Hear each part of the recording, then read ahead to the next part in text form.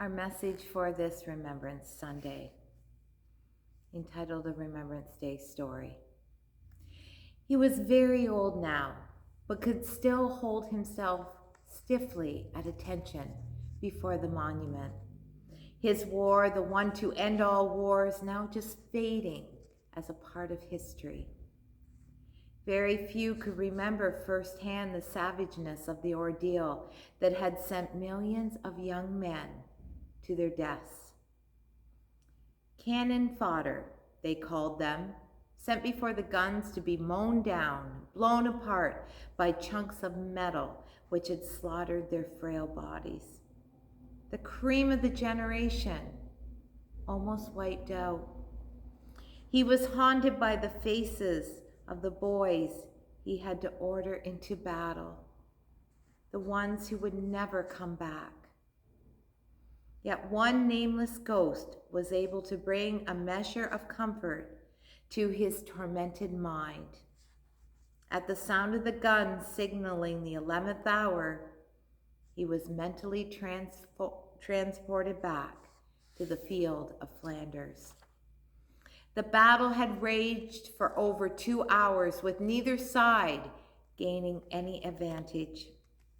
Wave after wave of soldiers had been dispatched from the muddy trenches and sent over the top. So many had died already that day he decided he could not afford to lose any more men before reinforcements arrived. Perhaps this would give them a few more days of life. There came a slight lull in the battle due to the sheer exhaustion of men on both sides. During this interval, a young soldier came up to him requesting he be allowed to go over the top. He looked at the boy, who couldn't have been more than 19. Was this extreme bravery in the face of the enemy, or was this soldier so scared he just needed to get it over with? Why would you want to throw your life away, soldier? It's almost certain death to go out there. My best friend went over about an hour ago, Captain, and he hasn't come back. I know my friend must be hurting and calling out for me. I must go to him, sir. I must. There were tears in the boy's eyes. It was as if this were the most important thing in the world to him. Soldier, I'm sorry, but your friend is probably dead. What purpose would it serve to let you sacrifice your life to? At least I know I tried, sir. He'd do the same thing in my shoes. I know he would. He was about to order the boy back to the ranks, but the impact of his words softened his heart. He remembered the awful pain he felt himself when his brother had died. He never had a chance to say goodbye. All right, soldier, you can go. Despite the horror all around them, he saw a radiant smile on the boy's face, as if a great weight had been lifted from his shoulders. God bless you, sir, said the soldier. It was a long time before the guns fell silent for the last time, and each side was allowed to gather their dead and wounded. The captain remembered the young soldier. He looked through the many piles of bodies, young men, so many as to give an unreal quality to the scene before him.